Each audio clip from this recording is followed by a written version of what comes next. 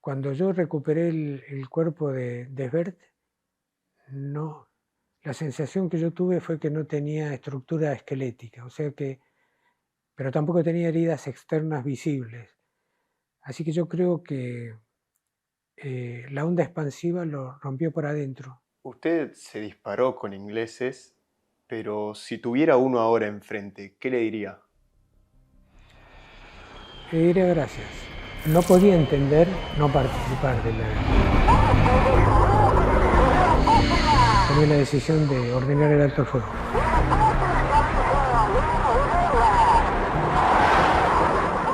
También sabíamos que con Rico no íbamos a ir a desfilar. Me llamo José Bersesi, teniente coronel retirado del ejército argentino. Estuve en Malvinas formando parte de la compañía de comandos 602 a órdenes del mayor Aldo Rico. ¿Cómo se conformaba su familia? Yo nací en Villa Dolores, en la provincia de Córdoba, en el año 1951, el segundo de 4 hermanos. Un cuarto hijo de mis padres y un hermano nuestro menor padece síndrome de Down. ¿Cómo fue su infancia? La época de colegio como cualquier otro, pero en un colegio bueno, muy bueno, es al que fue el presidente actual, el presidente Milei, el colegio Cardenal Copello en Devoto. ¿Cómo era la relación con su familia? Se complicaba mucho en el tiempo del colegio porque la situación económica era realmente difícil. Las discusiones por ese tema en el seno familiar fueran casi constantes y, y el ambiente resultaba difícil de sobrellevar. Mis hermanos dicen que el único sabio en aquel entonces, mi hermano y mi hermana, fui yo que entré al liceo y salí de ese ambiente. En realidad el liceo era de lunes a sábados, al mediodía, así que solamente estaba en casa un día y medio, mitad del sábado y el domingo, ¿Y por qué decide ingresar al liceo entonces? para escaparme. ¿Se escapaba? Para escaparme de casa. Yo creo que inconscientemente lo que buscaba era salir un poco de esa rutina del malestar familiar por el tema de la plata, ¿no? Mm. Eso hacía también que el liceo era caro, muy caro, me obligó a esforzarme porque al tener buenos resultados en el ámbito de estudios, lograba estar becado. Estaba seguro que en cuarto año ya iba a tener problemas para llegar a la beca o a la media beca y tomé la decisión de rendir para el colegio militar. Creo que ahí sí empezó mi verdadera vocación y pasión por el tema militar, ¿no? ¿Y cómo fue ese trayecto como militar? Estaba en lo que se llama cuadro de honor en el colegio militar, que en el argot militar se les dice huevo frito a los que están en el comedor, porque es lo que te distingue, es una insignia que te colocas en el uniforme, la bandera argentina y en el medio la torrecita, el escudito del colegio militar que es dorado. Una vez egresado como subteniente, ¿cómo continúa su carrera? Yo lo primero que quería hacer antes de cualquier otra cosa, ni habíamos, no se nos pasaba por la cabeza una guerra, ¿no? Era ser paracaidista. Cuando ascendí a teniente, en el año 75, nos enteramos todos los oficiales, porque ya era Vox Populi, que el jefe del curso de comando de ese año iba a ser el mayor Seinildín.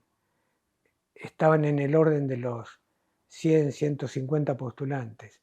Ese año se superaron los 300, porque ese era el imán de ese año era la presencia de Seinildín como jefe de curso, ¿no? ¿Y qué es un comando?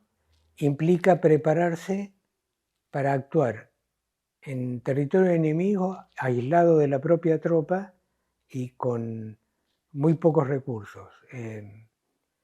Eso hace que se tenga que entrenar en todas las características particulares de la profesión militar, buceo, paracaidismo, explosivos, este, conducción de vehículos, y el promedio de actividad por día era cercano a las 20 horas, o sea que no había más de 4 horas de descanso.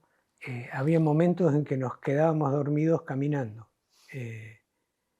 Nos dimos cuenta de eso una vez que estábamos en el terreno de noche, desplazándonos por un camino de tierra, y había una curva en la ruta.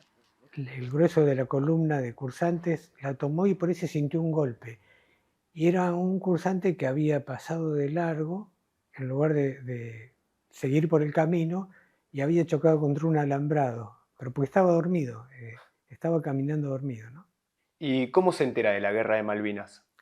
Iba en el vehículo y escuché a un diarero gritar el tema de Malvinas, que se habían recuperado las islas. Así que me paré, compré el diario y lo leí cuando llegué a la unidad, y así me enteré de la guerra. No tenía la menor idea que iba a pasar eso, no estaba en la cabeza de nadie, ¿no? ¿Y se sentía preparado para ir? No sé si preparado, no podía entender no participar de la guerra. Empezamos a ver la guerra por televisión y ver que se sucedían los días, se sucedían, no pasaba nada. Y llegó un momento en que me presenté al jefe de unidad y después él me hizo ir, yo estaba un poco alterado, me hizo ir a hablar con el comandante de cuerpo, el general Guañabens, y al general le dije que yo había estado 11 años preparándome para esto, tenía el grado de capitán, y no iba a ser empleado y me iba a ir de baja en cuanto terminara el conflicto. No podía soportar esta situación. El militar se tiene que preparar para generar la mayor violencia en el menor espacio y en el menor tiempo posible. Para mí esa es la definición de la profesión militar bien entendida. Y la comparo siempre con el bisturí. El bisturí tiene que dañar para resolver un problema. Por eso es filoso y pequeño, para que el daño que hace cuando hiere, cuando lastima, sea el menor. Se puede hablar de Dios y de la patria, pero la realidad de la guerra es que uno tiene que quebrar la voluntad de lucha del adversario, del enemigo. Para quebrarla es que se le produce daño. Cuando usted ya sabe que iba a ir a la guerra, ¿cómo fue ese intercambio de palabras con su familia? No fue difícil para mí, supongo que debe haber sido difícil para mi mujer, pero mi mujer es un ser tan extraordinario que no me hizo sentir la angustia de dejarlos. Creo que ella era consciente que yo por ahí no volvía, pero no me lo hizo vivir. Yo no recuerdo haber sentido tristeza de dejarlos atrás. Me da, me da vergüenza contarlo, pero en ese momento para nosotros era eh, la ilusión de probarnos en combate. Yo no podía, no tenía dimensión de lo que dejaba atrás. Una mujer y 2 hijos y no me cuesta digerir eso, pero así retrospectivamente lo veo ahora y bueno, pero esta es la realidad, yo no pensé en ellos. También sabíamos que con Rico no íbamos eh, a ir a desfilar. Todos conocíamos las características de él, así que seguramente íbamos a tener contacto con el enemigo, y eso nos llevó a elegir a la gente que estuviera más cercana o que tuviéramos más conocido, para tenerlas en nuestras fracciones y acelerar el proceso de integración.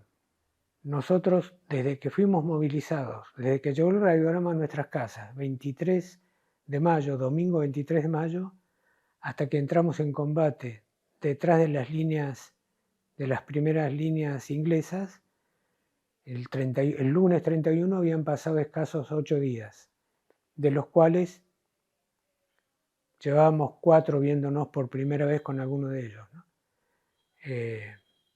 Pero ahí estábamos y sentíamos que eso era un privilegio.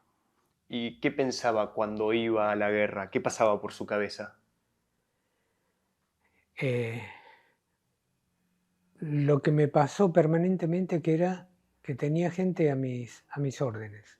No podía fallar, que no me iban a estar viendo permanentemente como jefe de la fracción y la realidad es que venía de la policía militar. Yo decía, ¿cómo puedo, cómo puedo hacer para que esta gente sienta que estoy preparado para ser su jefe? Y no hubo necesidad de eso. Yo tuve el enorme privilegio y el honor de tener los mejores hombres en combate eh, que no tuvieron necesidad de que yo les impartiera ninguna orden, excepto el alto el fuego. No hubo necesidad de impartir órdenes porque todos sabían lo que tenían que hacer. ¿Cuál es la anécdota que más lo marcó o que suele contar durante la guerra? En un momento el mayor Rico le dice a los pilotos, che, hijos de puta, esto es un avión, no una lancha, por la altura a la que iba el Hércules. Realmente veíamos por las ventanillas que son redondas y el Hércules es un avión de ala alta, las ventanillas están por debajo de las alas y veíamos las olas prácticamente a la altura de la ventanilla. Yo tengo la seguridad de que en algún momento alguna vez rozamos alguna ola con la panza del avión, ¿no? Estábamos ya en el 70% del recorrido y uno de los pilotos dijo, estamos perdiendo líquido hidráulico, hay que volver. Rico, los gritos, no, que ¿cómo se puede resolver? No, que no, ya estamos llegando. Uno de los pilotos le dijo que había unas latas de líquido hidráulico eh, en el avión y el lugar desde donde se podía cargar era muy estrecho y Mauricio Fernández Funes, compañero nuestro de promoción también, era el más petizo, se ubicó en el lugar, le fuimos pasando las latas y él fue cargando líquido hidráulico y eso permitió que llegáramos a las islas, ¿no? Esa noche recibimos eh, las primeras andanadas de fuego de artillería naval de los ingleses, se escuchaban las explosiones que se iban acercando, pero estábamos en el centro de la ciudad. Lo mismo el hecho de la explosión de artillería, que sentís que se mueve el piso, es una experiencia interesante.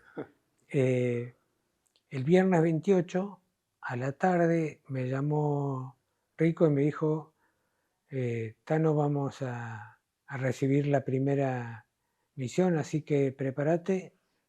La misión era tomar la altura del Monte Simmons, una altura en el centro de la isla Soledad. Tengan en cuenta que estamos hablando de 24 horas después de haber llegado a Puerto Argentino. No conocíamos el terreno, no estábamos aclimatados, pero era tanto el entusiasmo que tampoco, a mí no se me pasó por la cabeza en ningún momento cuestionar ninguna parte de la misión, aunque es obvio que no era una misión para comandos. Tomar la altura del Monte Simmons y transmitir lo que viéramos de los movimientos ingleses, si es que podíamos verlos, era una misión de exploración, no de comandos. En total, yo tenía 12 hombres, en total éramos 13. No tenía ningún sentido cumplir una misión de exploración con toda esa gente porque aumentábamos el blanco para el enemigo, en lugar de ser fácil, de ser difícil la detección. Y nosotros empezamos la escalada de la montaña. Simmons es una montaña que tiene unos 750, 800 metros de altura, pero es turba, con todo lo que eso implica. El desplazamiento sobre la turba es realmente complicado. La turba es como un colchón de goma pluma lleno de agua. Vos lo pisás, se hunde tu pie, eso hace también que el agua entre por el calzado, te mojas completo y cuando levantás el pie, la turba, el terreno vuelve a su posición original. La noche del 29 al 30 cayó la primera nevada sobre nosotros no podíamos armar por una cuestión obvia de no ser detectados carpas, nada, así que la nieve caía sobre nuestros cuerpos. Bueno, eso hizo que el domingo a la mañana, cuando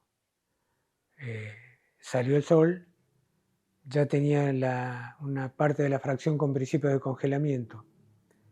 Estuve hablando con Losito, Brun en particular, que venía de Antártida, y Elguero. Elguero era un suboficial de la compañía Comando 601 que me lo agregaron a mi fracción porque nosotros no conocíamos el terreno. Ellos ya llevaban más de un mes en el lugar. Como un explorador. Exactamente, como un vaquiano. Claro.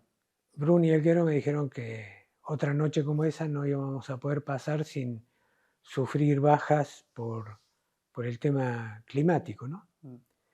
Así que tomé la decisión de no esperar hasta el lunes, que era el momento en que teóricamente los helicópteros nos iban a recuperar. Lo que no sabíamos era que nos enteramos después de la guerra. Habíamos estado a escasos poco menos de 1 kilómetro, 600, 700 metros del puesto de comando de Jeremy Moore. Para dar un contexto a quienes sean más jóvenes, ¿quién era Jeremy Moore? El comandante de la parte terrestre de los británicos. Era el equivalente de un general nuestro. ¿Y usted estaba cerca de él? Estábamos a menos de 1 kilómetro, según me enteré después, ¿no? Eso adquiere lo que se llama nivel estratégico. Si uno elimina al comandante de las tropas enemigas, como mínimo produce un desconcierto y un freno en el avance de esa gente, ¿no? Hasta que se reacomodan las cargas y demás. Obviamente que no hubiera llevado toda la sección y probablemente, y casi con seguridad, no hubiéramos vuelto, porque no íbamos a llegar a la cara de Jeremy Moore sin tener consecuencias, ¿no? Pero yo creo que aunque hubiese sido una misión suicida, creo que podríamos haberle hecho ese daño. El oficial de inteligencia de la brigada, para indicarme dónde estaba el enemigo, a mí que llevaba 24 horas en Puerto Argentino, me dijo: el enemigo está acá. Hizo este movimiento con la mano y ocupó media isla Soledad. No tenían la menor idea. Pero está hablando de una misión suicida. ¿Usted hubiese ido igual? Pero sí. Es que estábamos en medio del terreno enemigo y ninguno pensaba que iba a volver, Gastón. ¿Y cuándo fue el primer contacto con el enemigo en donde empezaron a combatir? Mientras estábamos replegándonos, que ya habíamos cruzado el arroyo Maló y estábamos mojados hasta un poco más allá de la cintura, con temperaturas bajo cero, tiene unos 50 metros de ancho. Elguero me comentó de la existencia de una casa, un puesto ovejero de una de las estancias, Tom Maló House, y que ahí podíamos pasar la noche para secar la ropa y recuperarnos un poco y continuar al día siguiente la marcha. Se adelantaron Elguero y Brun para asegurarnos que no hubiera nadie en la casa. Dejé la menor cantidad de guardia posible. Empezamos a secar la ropa, no podíamos hacer fuego.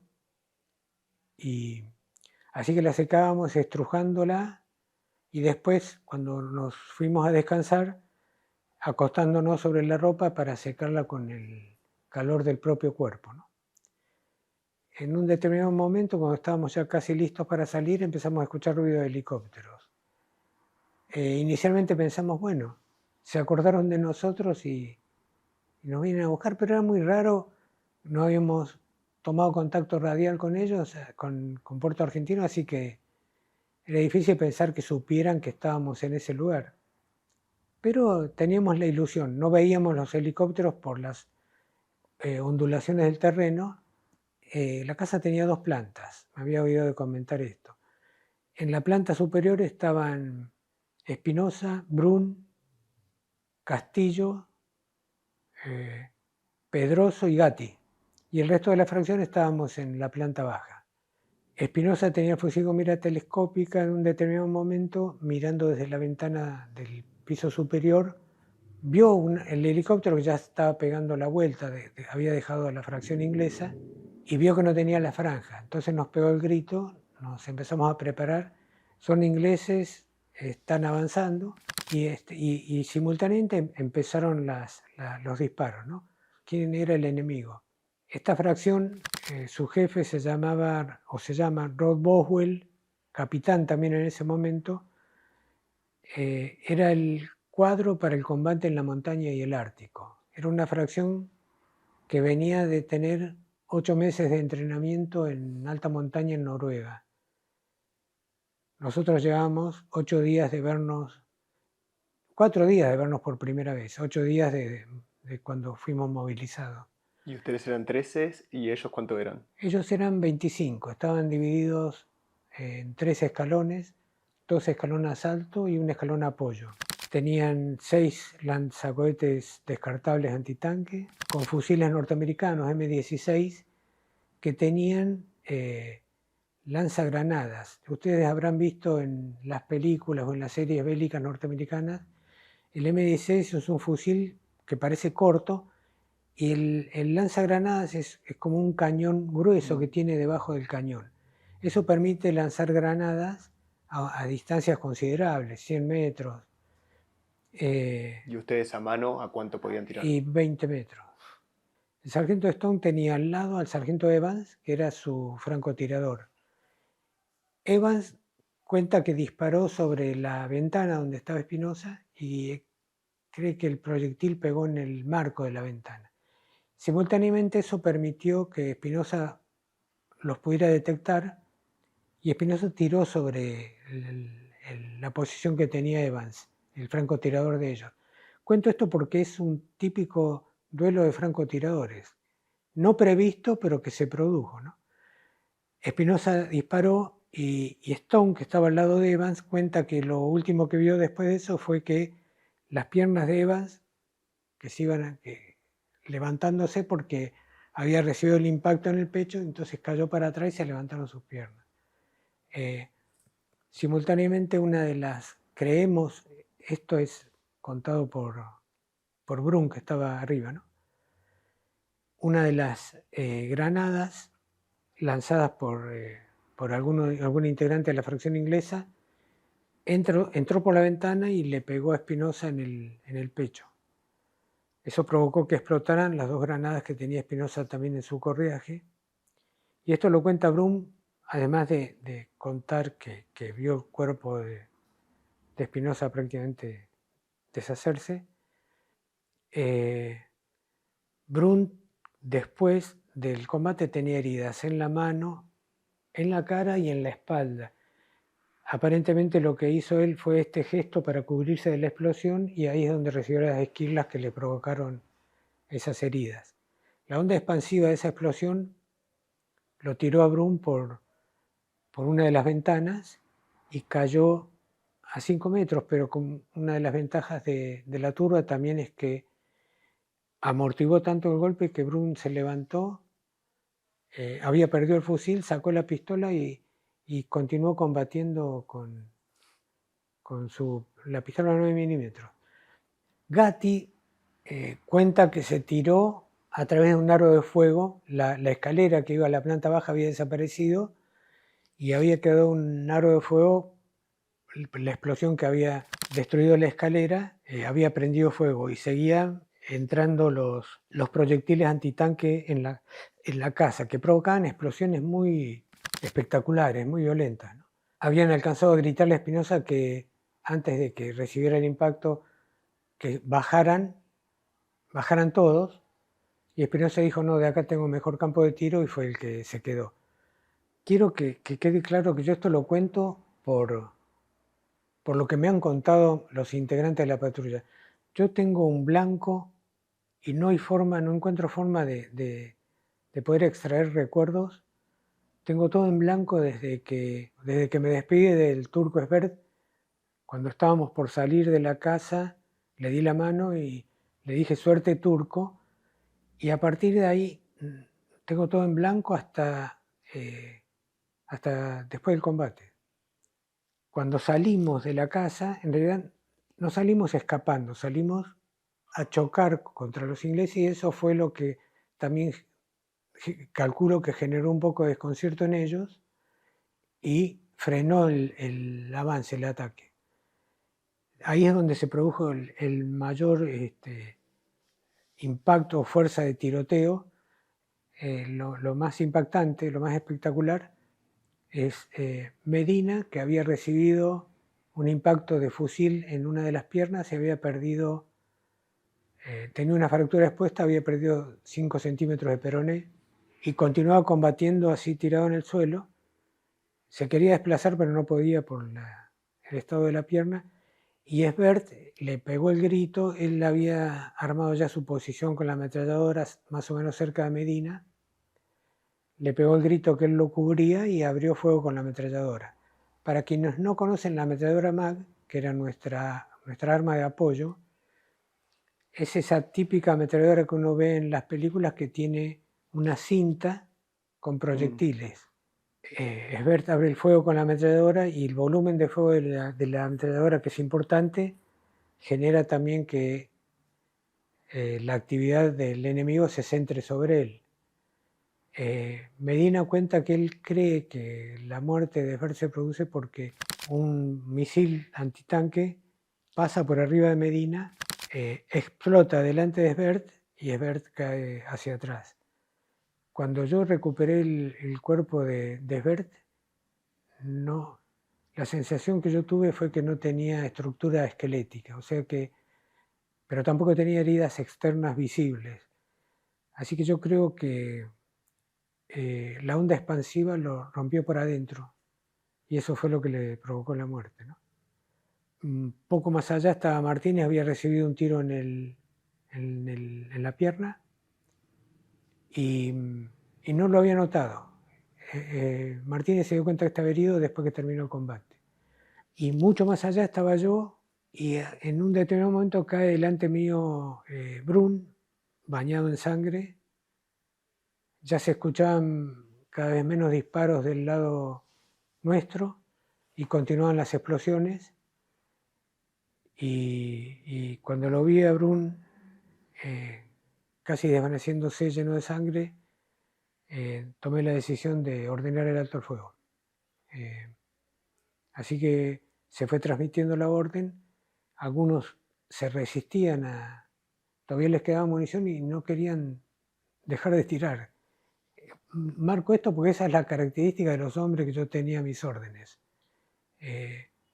Era más difícil frenarlos que impulsarlos. Bueno, así que ahí se terminó el combate y empezó la actividad post-combate.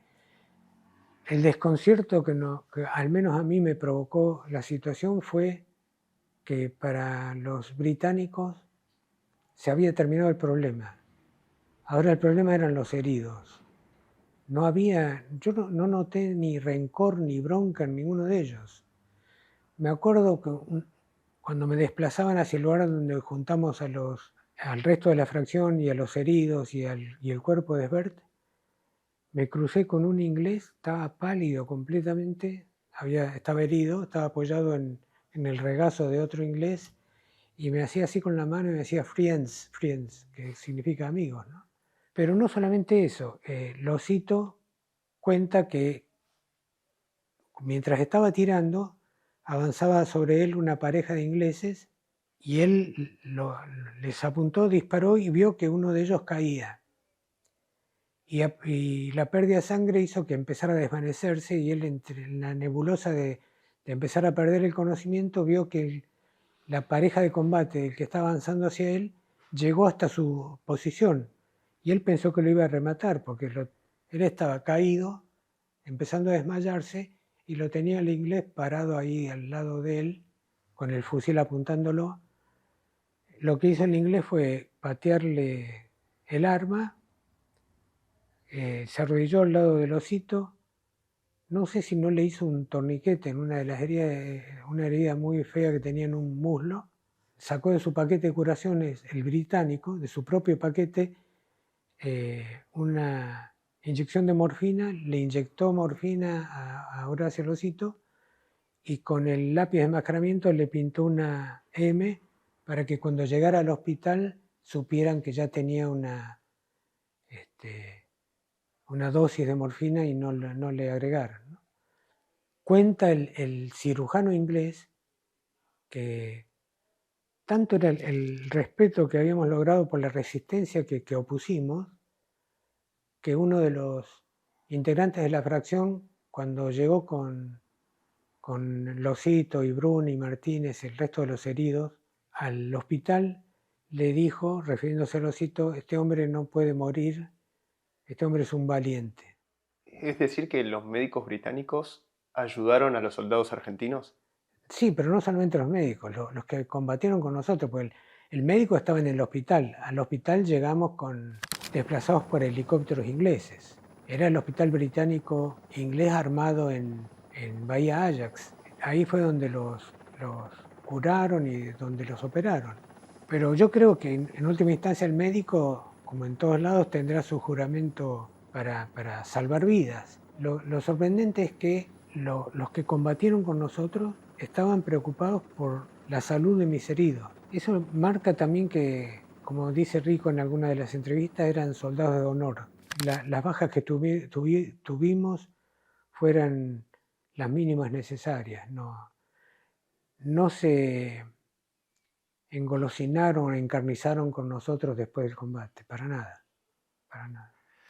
Usted se disparó con ingleses, pero si tuviera uno ahora enfrente, ¿qué le diría? Le diré gracias por el respeto que tuvieron con nosotros después del combate. Esto no es síndrome de Estocolmo, no es que me siento seducido por los ingleses, pero sí les diría gracias porque eh, gracias a ellos no tuve más muertos. Y los muertos son un peso que uno no puede sacarse de la mochila, ¿no? Yo creo que la muerte de un sobreviviente subalterno es, supongo yo, espero no tener nunca la experiencia, debe ser tan difícil como sobrevivir a un hijo. Era gente que estaba a mis órdenes y que yo no la traje de vuelta. Y eso no me lo puedo perdonar, no me lo puedo sacar de la cabeza. ¿Qué le diría al sargento primero Mateo Osbert?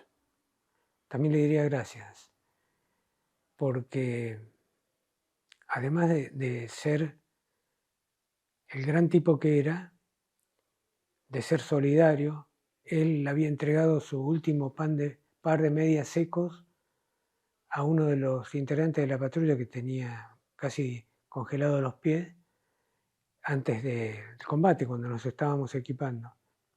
Eso marca las características del turco, ¿no? Muy buen humor además, pero además de todo eso, terminada la guerra, el último recuerdo que tengo de él es cuando lo sepulté en Bahía Ajax, y muchos años después, uno de sus hijos se enamoró y se casó con una de mis hijas. Así que el turco, después de muerto, me regaló un hijo. Porque usted tiene una nieta, ¿verdad? Tengo una nieta. Tengo 3 nietas, ¿no? Pero la primera es de ese matrimonio. ¿Qué le diría al sargento primero Humberto Omar Medina? Un buen soldado tiene sus mejores condecoraciones, no son las que le da ni el poder político ni los militares de paz. Las mejores condecoraciones que tiene un buen soldado son las cicatrices de sus heridas, el reconocimiento del enemigo y el reconocimiento del subalterno. Bueno, mis heridos tuvieron sus cicatrices, nadie se las puede sacar de su cuerpo.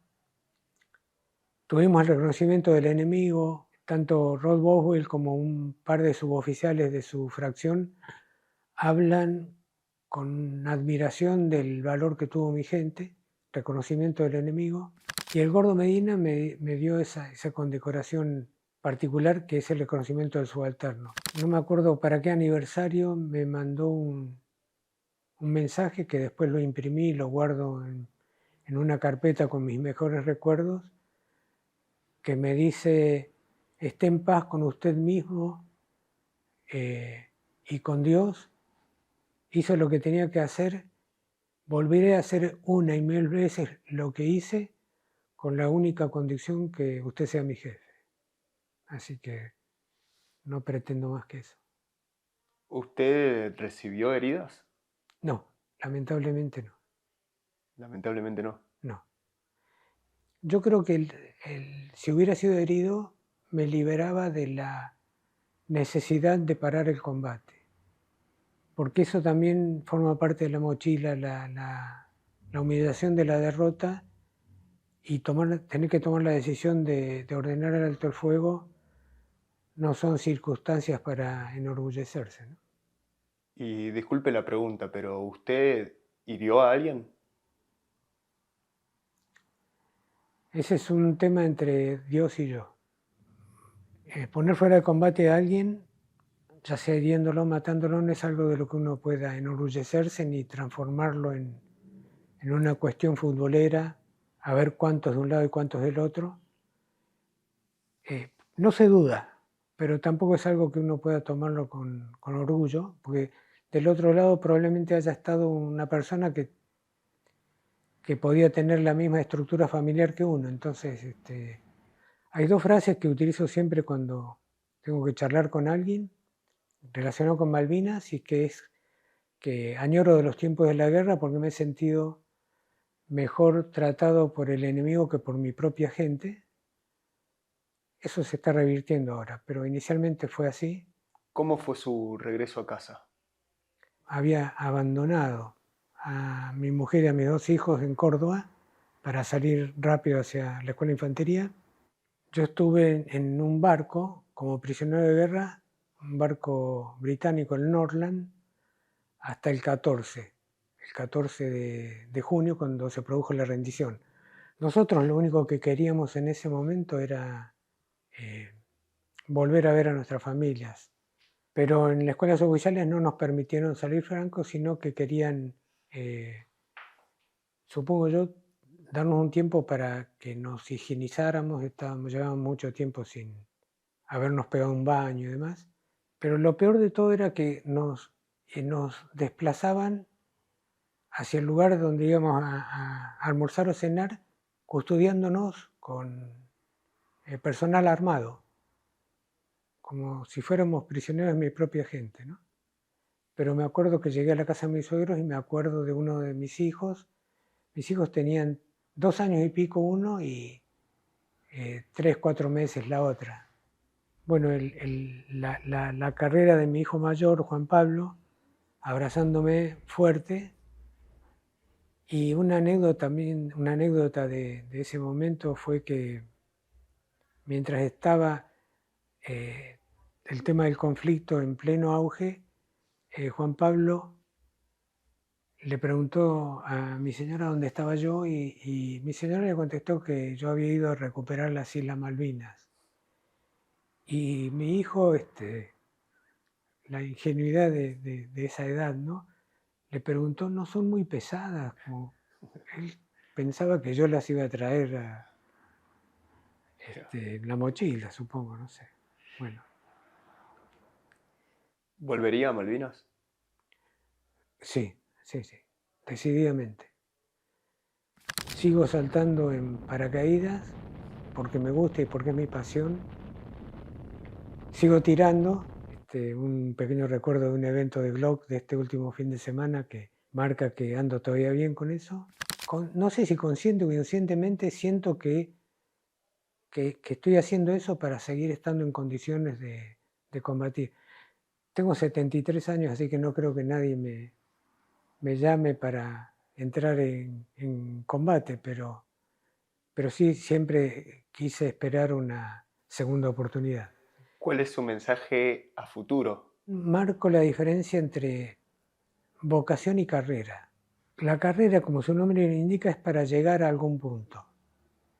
Uno puede seguir la carrera militar para llegar a general, pero no llegar a la máxima jerarquía significa trascender. Trascender es cuando alguien deja un rastro que pueda ser seguido. Y eso es la vocación. La vocación lo que busca es no llegar sino trascender. Cuando explico esto, marco que hay miles, no cientos, miles de generales en el ejército argentino totalmente desconocidos. Sin embargo, al teniente Espinosa, al teniente Esteves, al sargento primero Esbert, lo conoce muchísima más gente que a todos esos generales. Y ellos no llegaron a su máxima jerarquía, pero sí trascendieron. Bueno, uno de los objetivos justamente de esta nota es dejar registrado a futuro sus anécdotas en primera persona. Y otra cosa que queremos hacer es dejar por escrito. Entonces, lo que usted escriba acá va a estar también en la descripción de YouTube y en la descripción de Spotify. Así que, por favor. Para cualquier argentino que lea estas palabras, para todos los que sientan la pasión y el orgullo de pertenecer a esta bendita nación, les pido que recuperemos lo que nos hizo grandes como país, el amor a la patria. ¡Viva la patria! José Bersesi.